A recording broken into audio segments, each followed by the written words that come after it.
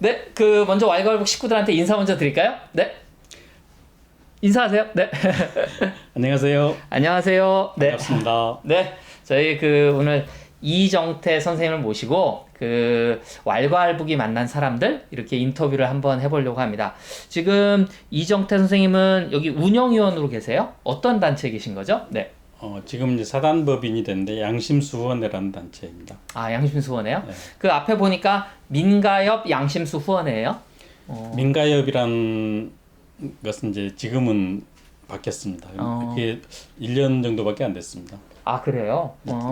그 민가협이라고 하면 이제 민주화 실천 가족운동 협의회인데 네. 지금은 이제 그 예전 구속자 어머니들 단체 대명사처럼 돼가지고 그렇죠. 그분들하고 이제 합의를 해서 지금은 분리했습니다. 그러니까 이제 저희가 민가협이라고 하면 뭐 80년대를 들었거나 아니면 이제 그 시대를 겪은 분들은 아시겠지만 진짜 뭐라 그래야 되나 전투력장 진짜 저분들이 가야 뭔가 해결되고 진짜 그때는 이렇게 뭐라 그럴까 철벽에 대고 얘기하는 듯한 그런 분위기에서 뭐 저한테도 말씀해 주셨습니다만 진짜 잡혀가도 어디 있는지도 모르고 하는 이런 사람들과 관련된 이런 일들을 제일 하셨던 분들이고 근데 말씀을 들어보니까 지금 양심수원에서 주로 후원하고 계신 분들은 저 비전향 장기수 분들인가요? 어떻게 되는 거죠? 네. 지금은 예전에 제가 이제 처음 들어왔을 때는 소위 말하는 양심수가 몇백 명이었습니다. 뭐 300, 500 뭐 그랬었습니다. 그분들이 이제 노태우 때 이렇게 석방되기 시작하고 네. 계속 꾸준히 석방돼 지금은 감옥 안에 계신 분들은 딱 10명 남았습니다. 우리가 양심수로 규정하고 있는 분들은. 근데 이제 비전향 장기수 분들이 예전에 석방되신 분들이 연고도 없고 이제 연로하신 분들이 많이 남아있죠. 주로 이제 요즘은 그분들 관련한 일들이 주가 되는 것도 같습니다. 네. 근데 이제 말씀하실 때 보면은 이 양심수라고 해서 지금 우리가 비전향 장기수 그다음에 또 북으로 저희가 2000년도에 한번 송환이 있었죠. 이분들은 사실 이제 북에서 내려오신 분들이고 우리가 흔히 말해서 뭐 난파 간첩이라든지 뭐 이렇게 얘기하는 사람들이고 또 이제 여기서 뭐 학생운동, 노동운동 하다가 이제 재판받고 지금 들어가 있는 양심수도 있고 이 두 개가 조금 다르다고 아까 설명을 좀 해주시는 것 같아요. 이제 양심수라는 단어가 네네. 이제 생겨난 게 그렇게 오래되지는 않습니다. 80년대 말쯤에 이제 양심수라는 단어가 이제 처음 만들어졌는데 네. 그 단어를 먼저 이렇게 선점을 하는 것도 의미가 있더라고요. 근데 이제 그전에는 확신범이라고 그래서 자기가 한 행위에 대해서 행위가 정당하다고 확신하는 사람들을 확신범이라는 것은 이제 법률적 용어로도 좀 쓰이고 있습니다. 예전에도. 근데 이제 확신범이라는 단어는 뭐 일반적으로 잘못했어도 그렇죠. 자기가 확신할 수 있죠. 뭐 전두환 같은 놈도 자기가 확신범이라고 생각할 수 있고. 그렇죠. 이제 그런 스스로 주관적인 문제인데 객관적으로도 이제 정당하다라는 것을 이야기하기 위한 단어였었던 것 같습니다. 그래서 이제 양심수라는 단어를 만들어냈는데, 그러니까 부당하지는 않지만 현재 기득권에 저항하다가 감옥에 간 사람들을 이제 양심수로 규정을 하기 시작했습니다. 그 중에 이제 사상이 다른 사람들, 그러니까 소위 좌경 사상을 가진 사람들은 양심수로 규정도 못했었습니다. 처음에는 이제 양심수들이 우리는 저 사람들하고 다르다 그래가지고 이제 저 사람들은 양심수가 아니고 빨갱이다. 우리만 양심수로 해주라. 그러니까 사실 저도 이제 그거를 여쭤본 거긴 한데 저도 처음 들었거든요. 그러니까 같은 운동권 내에서도 민주화 뭐 운동을 한다는 진보 세력 안에서도 지금 이제 뭐랄까 북에서 내려오신 분들하고 여기서 뭐 우리는 민주화 운동을 한 사람들이야. 우리는 민주화 운동을 한 사람들이고 저 사람들은 빨갱이야. 이런 그렇죠. 어떤 갈등 같은 게 있었다는 거거든요. 예. 심지어는 이제 광주 5.18 묘역에 묻혀 계시던 장기수 한 분 묘를 5.18 단체에서 파가지고 강제 이장을 해버린 일도 있었습니다. 그래요? 그러니까 나라에서 시킨 것도 아니고 네. 5.18 회, 뭐 유족회? 네. 그러니까 이건 민주화 운동하던 사람이 아니다라는 거죠. 그리고 이제 그래서 이제 그 장기수 비전향 장기수를 이제 양심수로 규정을 한 게 이제 민가협이고요. 이제 그 장기수들을 이제 저는 이제 제 구분으로 이제 세 가지로 크게 나누는데 이제 네네. 아까 말씀하신 북에서 남쪽으로 내려오신 남파되신 분들. 그러니까 뭐라 그러나요? 거기서는 뭐라 그러죠? 무슨 통일 사업? 네. 그 이제 북에서 남쪽으로 내려보낸 사람들은 이제 정치 공작을 하러 내려보냅니다. 네. 그러니까 북파 공작원하고 많이 다르죠. 북파 공작원은 우리가 이제 올려보낸 사람들. 예. 이 사람들은 테러리스트죠. 그렇게 그렇죠. 보면. 네, 네. 북파 공작원들이 이제 어떤 정치 사상적인 것을 북쪽에 전파하기 위해서가 아니고 이제 암살, 폭파 그런 이제 전문가들을 훈련시켜서 이제 보내는 거죠. 실미도에 뭐 보는 것처럼. 그렇죠. 근데 이제 반대로 북에서 내려온 사람들은 대부분의 경우가 정치 공작을 하러 내려보내죠. 그러니까 이제 남쪽에 누구를 만나서 어떤 이제 정치 활동을 벌이고 포섭하고 아니면은 뭐 정일권이라든지 박정희를 만나서 통일 논의를 하기 위해서 내려보낸 사람들이라든지 근데 그런 사람들입니다. 그러면 그 사람들을 이제 어떤 사람들을 선별하겠어요? 가장 품성이 좋고 사상성이 고든 사람들을 내려보냅니다.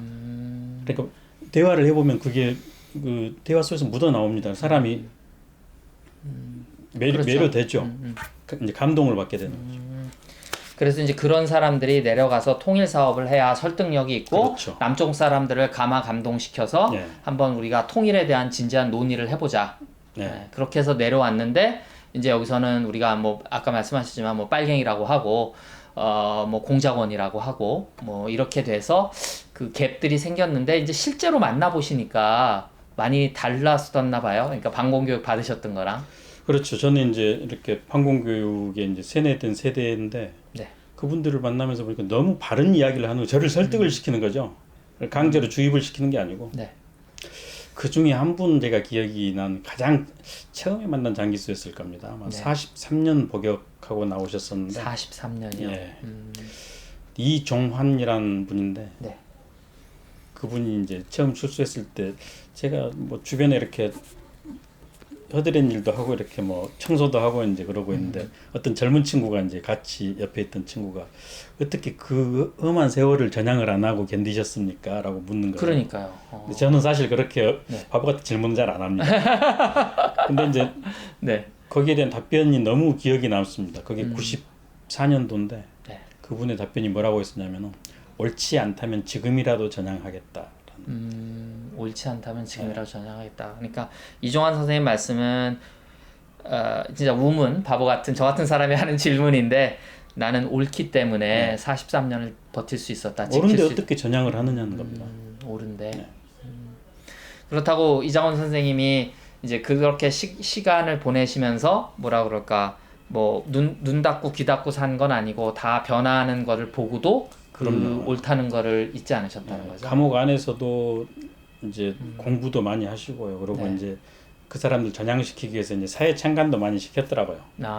그리고 이제 종교 단체들하고 이렇게 일부러 만나게 하고 이제 회유를 하는 거죠. 근데 종교보다도 훨씬 상위에 있는 게 이제 자기네들 사상인데 그게 그러니까 자기네들 사상을 설득할 수 있는 이렇게 그 잘못됐다라고 설득할 수 있는 이야기가 있었다면서 전향을 하겠다라는 겁니다. 근데 그게 옳은데 어떻게 전향을 하냐라는 거죠. 그러니까 지금 뭐 사실은 이제 저희 왈가왈부 보시는 분들이 이제 대부분 뭐 잘 아세요. 이쪽을 아시니까 이제 뭐 그냥 편안하게 들으실 수도 있고 또 어떤 분들은 그래도 이제 저처럼 좀 진짜 그럴까? 과연 진짜 나도 한번 만나봤으면 좋겠다. 뭐 이런 생각 드실 거고 21세기에 그리고 2020년에 지금도 우리가 양심수를 해야만 하는 얘기를 해야만 하는 이유 뭐 이런 것들이 우리 이종태 선생님을 통해서 조금 더 나올 수 있을 것 같습니다. 94년도에 처음 이렇게 만나시고 쭉 그런 감화 감동 받으시고 하는 얘기들 뭐 또 좀 저희가 듣고 뭐랄까 교훈적이라고 그럴까 좀 느낄 만한 얘기 있으면 좀 더 해주세요. 제가 이제 그 어떤 계기로 해서 무술을 하게 됐는데 저희 무술 사부님이 이제 그 난민전 사건과 통역당 사건으로 무기징역을 하나씩 받아요. 쌍무기 임동규라는 분입니다. 네. 그분이 이제 감옥 안에서 그 무해도보 통지라는 이제 우리 조선시대 무술서를 이제 복원을 하셨죠. 그래서 저하고 이제 제가 무술 수련을 하러 가면서 그분하고 인연이 됐는데 그분도 사실 지나고 나니까 별것 아니더라고요. 그러니까 그분 이야기가 감옥 안에서 뭐 간수들하고 싸운 이야기, 뭐 몰래 술 만들어 먹은 이야기. 처음에는 그게 참 멋있었죠. 근데 나중에 이제 이 비전형 장기 선생님들을 보면서 그게 정말 하잘것없는 이야기더라고. 이분들은 사형을 받고 사형 당한 동지들도 있고 무기징역 받고 평생 못 나갔는데도 불구하고 이분들은 나는 내일이라도 나가면은 통일운동을 해야 된다라고 생각을 하셨더라고요. 그래서 항상 노력을 하시고 책을 어마어마하게 보시더라고요. 그 지금 스승님으로 이제 무예도 배우고 하셨던 분은 여기서 이제 난민전 그리고 통역당 사건인가요? 그렇죠. 네, 그러니까 어떻게 말씀드려야 되나? 그러니까 대한민국 사회에서 남조선에서 자생적인 우리가 그냥 흔히 말하는 자생적인 사회주의 사상을 갖게 되신 분인가요? 그렇죠. 근데 이제 그분도 이제 아까 말씀은 뭐 별거 아니라고 하셨지만 대단하신 분인데 그분들을 만나고 그렇게 뭐 민주화 운동 세력 뭐 이렇게 진보 세력을 만나 가시다가 근데 진짜로 우리가 이 사회에서 빨갱이라고 하는 이 비전향 장기수 그리고 난파 공작원 분들을 만났을 때는 또 차원이 다른 어떤 충격을 느끼셨다 뭐 이런 말씀이신 거죠? 그렇죠. 그분들은 이제 스스로를 항상 다그치고 노력하고 절제력 있는 삶을 사셨더라고요. 그래서 이제 그게 많이 매력을 예. 받으시고 그러니까 스승님을 통해서 죄송합니다. 임동규님을 만나서 선생님 만나서 이제 그런 분들하고 또 만나시게 되고 그렇습니다. 그러니까 이게 아까 조금 설명해 주셨는데 이 단체들도 보면 저희가 이제 많은 단체들이 다 뭐 그거 같은 것 같습니다만 사실 이 역사라고 하는 게 말씀 들어보시면 범민련과 민자통 그리고 뭐 난민전 우리가 흔히 아는 뭐 인혁당, 통역당 이런 단체들이 다 좀 차이가 있나 봐요. 이제 네. 난민전, 뭐 통역당, 인혁당 그런 것들은 이제 사실 검사들이 붙여놓은 이름이 대부분입니다. 네네. 실제로 실체가 없는 조직 사건이죠. 이제 간첩 사건 만들고 그 당시에 공안 기관에서 이제 자기들 실제 올리기 위해서 만든 사건들입니다. 조직을 엮은 거군요. 네. 네. 그러니까 운동권이라고 하는 사람들을 엮어서 하나의 사건을 만들어서 실적을 올리는 거죠. 네. 근데 이제 거기에 비해서 범민련이나 민자통은 그러면 실체가 있다고 봐야 되나요? 이제 민자통도 마찬가지입니다. 남쪽에 이제 그 통일을 바라는 사람들이 만든 단체인데 네. 나중에 이제 범민련이 결성이 되죠. 범민련은 남북 해외가 이제 같이 만들어집니다. 그래서 3자 연대가 되는 겁니다. 범민련 남측본부, 북측본부, 해외본부가 있습니다. 네. 물론 그것도 이제 그 조직 사건이죠. 그러니까 비전향 장기수들하고 약간 차원이 다른. 그래서 이제 뭐 공안 사건, 공안 관련 사건. 그러니까 범민련이나 민자통은 공안 관련 사건이라 그렇죠. 굳이 나누면 분리를 하고 뭐 난민전, 인혁당, 통역당은 이제 공안 관련 사건. 공안 사건. 그러니까 이건 어떻게 보면 아까 말씀드렸듯이 자신들이 이제 공안 통치에서 조직을 만든 거군요. 네. 그 이제 뭐 저도 이제 운동권 언저리에서 이제 80년대 학교를 다니다 보니까 저는 그렇게 생각해요. 조금 운 좋은 세대라 처음에 이제 학교를 들어가면서부터 약간 통일에 대한 열망도 많았고 뭐 NL이 조금 이제 주류였고 이런 거였기 때문에 부담 없이 이런 걸 받아들였는데 이 안에서는 아까 이제 처음에 민가협 얘기 조금 해주셨는데 과연 우리가 비전향 장기수 쉽게 말해서 북에서 내려오신 분들을 우리가 그 어떤 뭐랄까 진보 세력 통일 세력으로 볼 거냐 아니면 이 사람들은 사회주의 세상을 갖고 있는 사람이고 또 우리는 다르다 결이 다르다 이런 어떤 갈등이 조금 처음에 있었던 건가요? 그러면? 다시 한번. 네네. 그러니까 지금 보면 양심수라고 우리가 다 얘기하는데 이 양심수 분들이 이제 비전향 장기수 분들을 받아들이기까지는 조금 시간이 걸렸던 것 같아요. 그렇죠. 이제 네.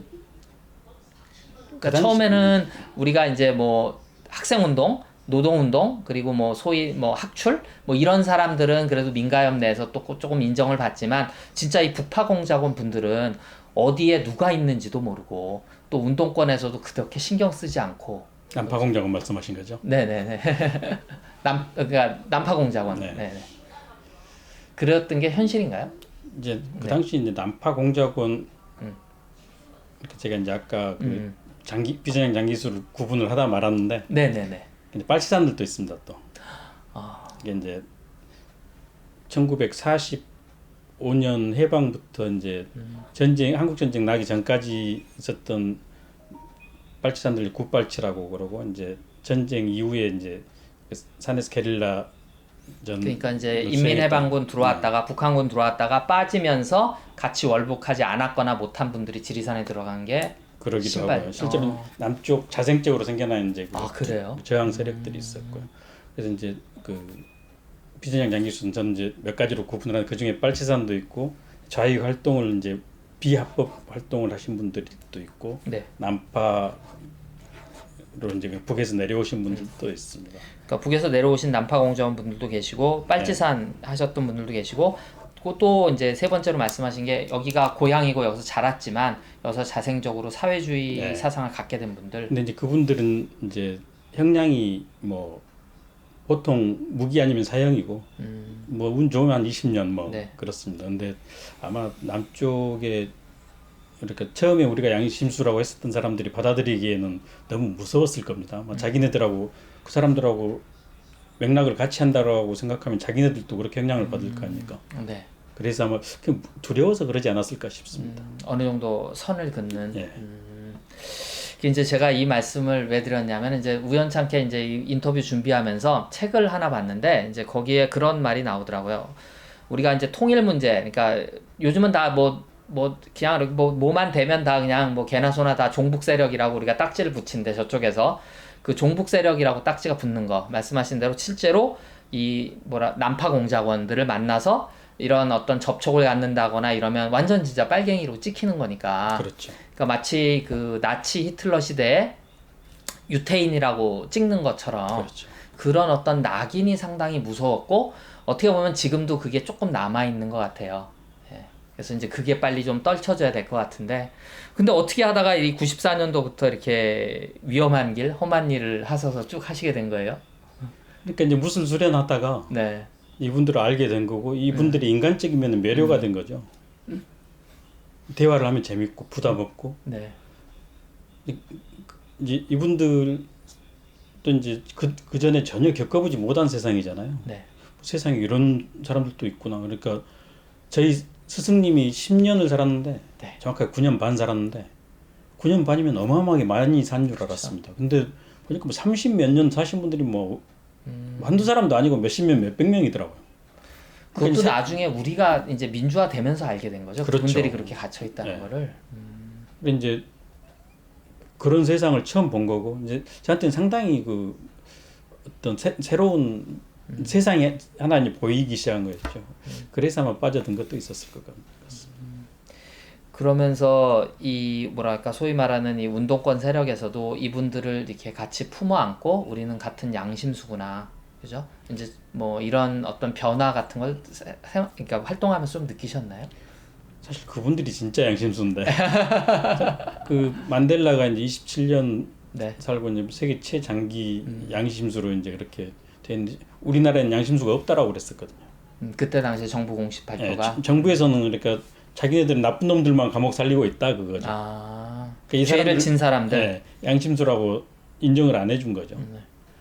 근데 가장 많이 산 사람 45년부터 해서 네. 비전향으로 가신 분 중 김선명 선생이 45년. 네. 그다음에 지금 남쪽에 계신 안학섭 선생님 44년 정도 사셨을 테고 그런 분들이 한두 명도 아니고 몇백 명을 제가 이제 만나게 된 겁니다. 네. 그래서 이제 다 합치면 몇천 년 이제 그분들 정신세계에 이렇게 빠져들기 시작한 거죠.